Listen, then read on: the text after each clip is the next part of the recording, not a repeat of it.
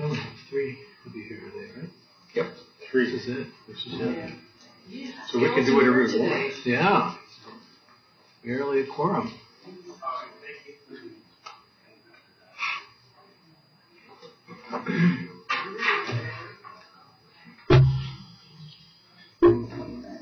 Oh, does it? Oh, I'm looking at the one on the wall. Maybe it's fast. Okay. Oh. Okay.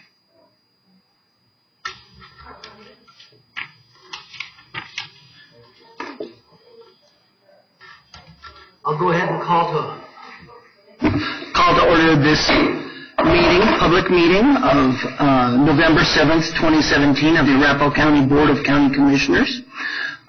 Chair Nancy Sharp and Commissioner Nancy Jackson are absent and excused. To my left is County Attorney Ron Carl. To my far right is Jolene Sanchez, who's the Assistant Clerk to the Board. Ms. Sanchez, would you please call the roll? Commissioner Holland? Here. Commissioner Conti? Good morning. Good morning. Commissioner Baker? Here. Commissioners Sharp and Jackson are absent and excused. Correct. Commissioner Holland, would you lead us in the Pledge of Allegiance? I pledge allegiance to the flag of the United States of America and to the republic for which it stands, one nation under God, indivisible, with liberty and justice for all. Mr. Carl, are there any modifications to the agenda this morning? There are no modifications to the agenda. Any? We have one set of minutes to approve from the October 17th meeting of the Board of County Commissioners, and we had a full board. I move to approve. It was moved by Commissioner Conte to approve the minutes for October 17th, and duly seconded by Commissioner Holman. All in favor? Aye. Aye. All righty. I'll accept a motion to adopt the agenda. Second. It was duly moved by Commissioner Holman and seconded by Commissioner Conte to approve the agenda. All in favor? Aye. Aye. And that passes unanimously. We have one more minute? Okay. Just those one sets of minutes. So now's the time that we ask for any citizen comments. If there's anybody in the audience that has comments that they would like to make to the Board of County Commissioners, not specifically related to anything that's already on the agenda for a public hearing, now would be the time. Just let me know. Anybody? Seeing no one, close the time that we set aside for citizen comment. Consent agenda. I would accept a motion to approve the consent agenda. So moved.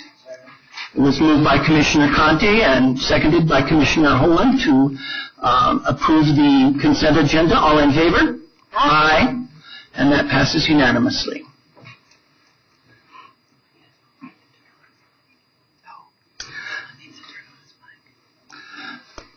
Just a reminder to turn on your microphone when you do vote. Okay? Next item on the agenda, we have some general business items, including 2 public hearings.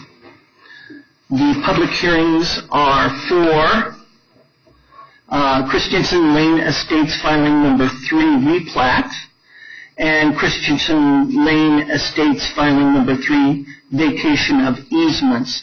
The county attorney on this is Mr. Bob Hill.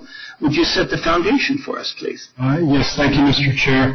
Both these agenda items, the next 2, 7A and B, have the replat and the vacation of easements have been noticed as required under the Land Development Code. The board has jurisdiction to proceed. There are 2 public hearings, but the items are associated, so if it's the board's pleasure, you can conduct a single public hearing, but we'd need 2 actions to decide both items separately. Thank you. So we will be hearing the public comments when we get ready to do that on both the replat and the vacation of easements for Christensen Lane Estates filing number 3. The presenter this morning is Molly Orchid-Larson with the Public Works Department. Good morning. Good morning, Commissioners. Molly Orchid-Larson, Senior Planner with the Public Works Department. What's before you this morning is the Christensen Lane Estates filing number 3, replat and vacation of easements. The applicants are Christensen Lane Estates Homeowners Association and John Overmeyer.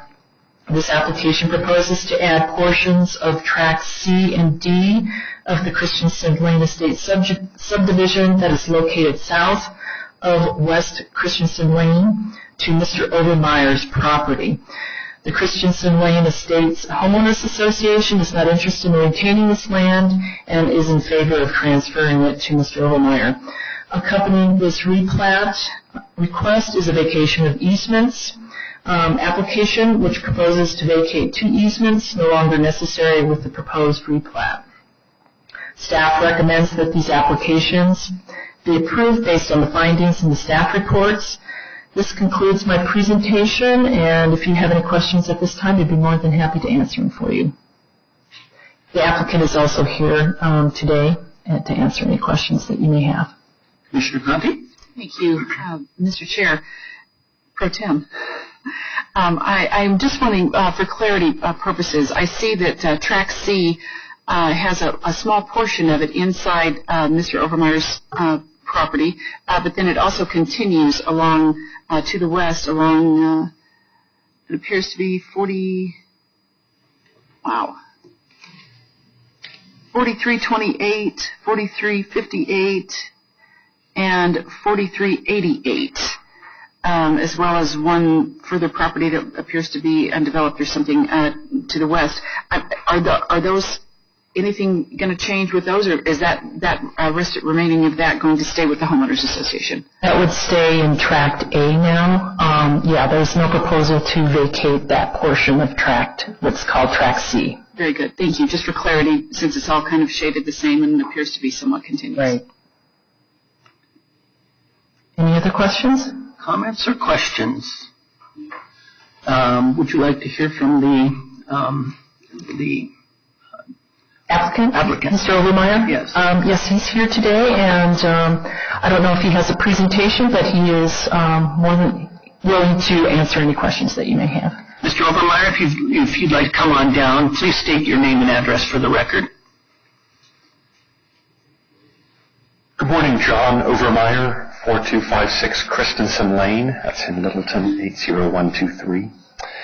And moved into this property in 2011 and was approached by the Homeowners Association. They've been hoping to sell or reorient this lot to the previous homeowner. And so about 5 years ago, we started talking about cleaning up the lots. And if you can see it, I know on your computer screens it's pretty small, but there's a lot C, there's a lot D, and there's a lot E. And the Denver Water actually owns a big chunk of that on the very eastern side of all of that next to Platte Canyon Road. So for us, I bought the home, and literally the easement is just a few feet outside my front door, and it looks like I own property, but I don't. And so in our thought to beautify it, to do other things, it'll be a little bit expensive because the reason it's there is that you can see the road turns north just in front of my property. It used to go straight out to Platte Canyon about 25 years ago. So they moved the road, but there wasn't anything done to the actual dirt the road used to be on. So it's just a messy, weedy lot. And we thought, well, we can take it off the Homeowners Association hands. They don't like to maintain it. And so we're just cleaning up the lot lines, and I'm buying what looks to be my front yard, but hasn't been my front yard. So that's the intent, and working on it for a few years. And so hoping that we can clean up the lot lines and I can own my front yard, and the Homeowners Association can not worry about having to deal with this lot that just sort of sits out there. So, thank you, Mr. Overmeyer. Are there any questions? Commissioner Conti. Thank you, Mr. Chair. Mr. Overmeyer, it is my understanding from reading the board summary report that you have been maintaining this ground despite the fact that it's been the property of the homeowners for quite some time. Is that correct? Yes. There has been One of the other folks that lives way down Christensen Lane has a tractor. He does about once every 2 years. He'll come and swing through, but mostly I have my kids go out there and try to knock down the weeds and things. But it needs a lot of work to actually look good. So, yeah. But nobody else is taking care of it. That's for sure. Okay. Thank you. Any further comments or questions? Thank you, Mr. Obermeyer. I'm going to open up this for a public hearing and public comment. If there's anyone that would like to speak, let me know by raising your hand. I have one person, Cameron Watson, who did not want to speak but was here and said that they were for the two public issues that we've got here. Is that correct, Mr. Watson? Yes. Anybody else? If you'd like to speak, come on down. We'll be giving you 3 minutes to speak. And please state your name and address for the record. Gary Self, 4561 Christensen Circle, Littleton, Colorado. I'm a member of the board of the Homeowners Association. And when our subdivision was built, the county wasn't accepting roadways, so our homeowners association ended up owning the roadway. And when the county and CDOT relocated the road to line up with Fairway Lane and put a signal in, this portion of the road was abandoned. And so we're thrilled to have Mr. Obermeyer taking it over and get it looking good, because it's just been basically a vacant lot. So we're very much in favor of it and hope that you are too. Thank you. Thank you. Is there any other member of the public that would like to address the board on this issue? Seeing none, I'm going to close the public hearing. And any comments or discussions? Then I would... Sure, I'll make a motion. Make a motion. Thank you. Yes, I would move in case P17-009, Christensen Lane Estates, filing number 3, replat. I have reviewed the staff report, including all exhibits and attachments, and have listened to the applicant's presentation and any public comment as presented at the hearing, and hereby move to approve this application based on the findings of the staff report, subject to the following conditions. 1, prior to signature of the final copy of these plans, the applicant must address the public works staff comments and concerns. And 2, the approval of Christensen Lane Estates filing number 3 replat is contingent upon the approval of Christensen Lane Estates filing 3 vacation of easements. I'll second the motion. Motion made by Commissioner Conti, seconded by Commissioner Holland. All in favor? Aye. That motion passes unanimously. I'd accept another motion. Get there. As soon as we find it. Yes. Well, Go all the way from 56 to 86 here.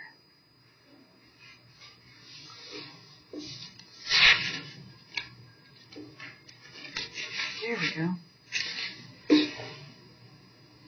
Commissioner Conti. Mr. Chair, in the case of V17002, Christensen Lane Estates, filing number 3, vacation of easements, I have reviewed the staff report, including all exhibits and attachments, and have listened to the applicant's presentation and any public comment as presented at the hearing, and hereby move to approve this application based on the findings in the staff report, subject to the following conditions. Number 1, prior to the recording of the vacation of easements, the applicant shall address the public works staff comments and concerns. Number 2, prior to the recording of the vacation of easements, the applicant shall finalize the release of easement. Number 3, the approval of Christensen Lane Estates filing number 3, vacation of easements, is contingent upon the approval of the Christensen Lane Estates filing number 3, replat P17-009. I'll second the motion. Motion was made by Commissioner Conti and duly seconded by Commissioner Holland. All in favor? Aye. Any opposed? No. And so that motion passes as well, unanimously. Thank you. The last general business item that we have is the Public Trustee 2018 budget. Presenter will be Sue Ryden, and the county attorney on this matter will be Monica it'll be Ron Carl. And do we need to lay any foundation for this, or is there? No, there's no foundation required. No foundation required for this. Thank you. Ms. Ryden, good morning. Thank you, Mr. Chair, and thank you, Commissioners, for allowing us to come today with our budget for the Public Trustee's Office. I think you've all been provided with a copy of our proposed budget for 2018. First, I want to just give a brief summary of the budget, and then if you have any questions, I can address those. The public hearing for the budget is going to be next Wednesday, November 15th, at around 11 a.m. following our regular foreclosure auction. A notice of the public hearing was published in the Aurora Sentinel on November 2nd, 2017, pursuant to CRS 29-1-106, parentheses 3, parentheses A. Regarding the 2018 proposed budget, first I want to thank Todd Weaver for his advice and assistance with the preparation of this presentation. Since it was my first time, I really appreciated his help, and it was during a time when he was obviously really, really busy with the county budget already, so I appreciate his help. And I also want to thank County Attorney Ron Carl for assigning Assistant County Attorney Monica Kovaci to us. She has a superb grasp of the Public Trustee's Office and our legal needs, and she has been helpful in many, many ways, so we really appreciate that. And I also want to thank you all and your staff, as well as the staff in the County Clerk's Office, for being so welcoming to me as I have assumed this new role as your Public Trustee, and I am really honored to serve you. Now to the proposed 2018 budget. If you'll turn to page 5, you'll see an explanation. I don't know if you have a hard copy with you today, but on page 5 we have a brief explanation of what's included in our budget and also a brief history of public trustees in Colorado. And I think all of you are familiar with this system. You know that we are the only state with a public trustee system. And our primary responsibility is to serve as a neutral party in processing releases of deeds of trust when people pay off their mortgages, and in overseeing the foreclosure process along with holding foreclosure auctions, and to make sure that everyone plays by the rules and that it's a fair process. Thankfully, the past several years have seen a steep decline in foreclosures. Today, we are at a historic low point, opening only about 10% of the foreclosures that we were doing at the height of the crisis in 2010. So back in 2010-11, it was around 6,000 a year that were being opened in Arapahoe County alone. And now we have not 600 yet this year. So, and that has leveled off over the last several years, which I think you can see on the charts that we've included here. And as you know, the public trustee is governed by state statute, which is very specific in a number of areas, including the fees that we can charge, the salary we can be paid, and the duties and procedures of the office. On page 6, I've included a table of the statutory fees that the public trustee can charge for services. Arapahoe County, thankfully, is growing. The economy is doing well. As a result, we continue to see a large number of releases of deeds of trust, meaning homeowners are paying off their mortgages, they're refinancing, they're getting second mortgages, and just generally keeping our office really busy. We're doing around 40,000 of those a year. As foreclosures continue to be low and flat, the volume of releases of deeds of trust has remained strong and steady over the past 3 years. So the graph on page 11 shows the trends in that activity. The number of requests for releases of deeds of trust increased 5% from 29,382 this time last year to 30,961 through this year. And the number of foreclosures filed has gone down 6% from 562 to 530 through September of this year. And if you look at page 12, the top graph shows the trend in revenue and expenses, and you can see a fairly stable trend there also. There's been a steady downward trend in expenses for the last several years, and income from foreclosure activities up 9% over last year. And this is primarily due to a higher number of withdrawals, which also has a fee attached to it. So a withdrawal is whenever the homeowner cures their default or sells their property and pays off their loans. So we've had a much higher number of withdrawals along with a lower number of foreclosures filed. So I'd say for our homeowners and our consumers, it's really been very good news. We also realized nearly $35,000 in miscellaneous fees from transferring nearly $1.7 million in unclaimed funds to the Great Colorado Payback. These funds represented overbids from foreclosure sales that were due to homeowners who never claimed them. And I think, as you know, when we sell a property, if we receive more money than the bank is owed, that overbid goes to the homeowner. But sometimes we do have a hard time finding them. So those funds, those unclaimed funds in the past, we always transferred those to the county treasurer. But a new law was passed in 2016 that requires us to transfer those funds directly to the state treasurer for the Great Colorado Payback, and we have to do that every 6 months now. So there was kind of a bulge there for a while, and that's now going to level off and probably be quite a bit less this next year.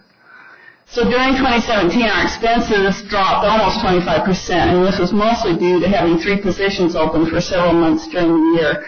And I really want to say hats off to our Chief Deputy Trustee, Diana Springfield, and our Senior Deputy Trustee, Diane Candelaria. They really persevered through those months and have really kept the office on an even keel and have done yeoman's work doing that.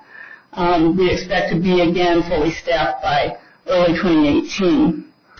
So you can see in our proposed budget that we expect to continue generating substantial sums of money for Arapahoe County. Once our required reserve is met, all revenues in excess of expenses are transferred to the county. The bottom graph on page 12 shows the excess revenue the Public Trustee's Office has paid to the county since 2014. Technology and automation have helped us keep costs down, and we are able to adjust personnel as the workload requires. But I'm proud to say, and I can say this proudly because I'm new, and I didn't do it, but the Arapahoe County Public Trustee's Office is a leader in the state for performance and efficiency, and I'm very proud to say that, and I think we're a leader in many, many ways, and thank you all for that as well. So no one in our office can remember a year when we didn't send substantial funds to the county treasury, so we're glad to be able to do that. And as you know, this is a cyclical business, and it's one over which the Public Trustee's Office has no control. So in budgeting, we're just sort of guessing. We're making estimates based on past experience and what we think might be coming. So because of that, the trends that we've seen in the last few years have been relatively stable and flat, and we're expecting about the same thing in 2018. One never knows, but we are, we're certainly positioned where we can make changes fairly quickly if we need to. So we are budgeting for very similar results next year. And that's my brief overview. If you have any questions about the budget or any specifics in it, I'd be happy to answer them. Are there any questions for our public trustee? Seeing none, you must have done a really good job. So there are no questions. I know this isn't a public hearing. Is there anyone here that did want to comment? No. Okay. Mr. Holland. Yeah, I just want to thank you for your leadership and effort in taking a very efficient operation and making it more efficient. So thank you very much. Thank you. I would entertain a motion. Commissioner Conti. Thank you, Mr. Chair. And first, I'd like to say an official welcome to you, Ms. Ryden, as the new trustee in the county. And I know that you're inheriting a wonderful staff, and I wish you all the best here. Thank you. And I would hereby move to accept the Arapahoe County Public Trustees 2018 budget. Second. Motion made by Commissioner Conti and duly seconded by Commissioner Holland. All in favor? Aye. Aye. Any opposed? None? Aye. Okay. So there were none opposed, and so that motion passes. Thank you. Thank you very much. Are there any commissioner comments this morning? I do have one that I'd like to read into the record. Support for first responders to traffic crashes and incidents within our communities, the county, and the state, and urging the public to drive safely, adhere to traffic laws, and respect the lives of those responders who safeguard those at the scene of a crash. And this is coming from, I represent Dr. Cog, I represent Arapahoe County, sitting on the board of directors for DRCOG, and this is something that all of the communities in DRCOG are being urged to do. First responders includes law enforcement, fire, rescue, medical, towing, and other frontline personnel. Recent fatalities among first responders in the Denver region have raised awareness of the danger to which first responders at a crash or traffic incident scene are subjected to while safeguarding the well-being of others. At the direction of Governor Hickenlooper, the Colorado State Patrol recently convened a task force to review first responder safety and has launched its One Scene, One Culture, Save Lives campaign. And also the Federal Highway Administration, its partners and responders, are marking the second annual Traffic Incident Response Week during the week of November 13th through the 19th. It's interesting to note that annual roadway fatalities in the Denver region increased by 40% between 2014 and 2016. Many of the region's residents will soon travel between communities and states for holiday visits to relatives and friends using roadways that they don't frequently travel and encountering unpredictable weather, further highlighting the importance of traffic safety and the role of first responders. So on behalf of the Board of County Commissioners, I want to express our support for those first responders and urge the public to be extremely careful when driving this holiday season. Commissioner Holman. Thank you, Mr. Chairman. I just want to acknowledge all of us are shocked by what happened in Texas last weekend, and our hearts and prayers go out to those who've lost loved ones. And I think it points out the importance of all communities to begin to work together to find ways of ending this ever-increasing mass killing epidemic that's going on in this country. Thank you. Thank you, Commissioner Holman. Commissioner Conti. Likewise, Mr. Chair, I would also like to take a moment to remember the families who lost loved ones in our Thornton community, and in the wake of that tragedy that happened there, and our hearts and our prayers go out to them. Thank you. Any other comments? Seeing none, I'll adjourn the meeting.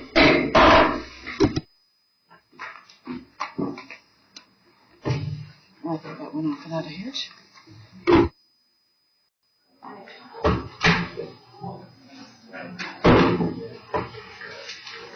You keep these.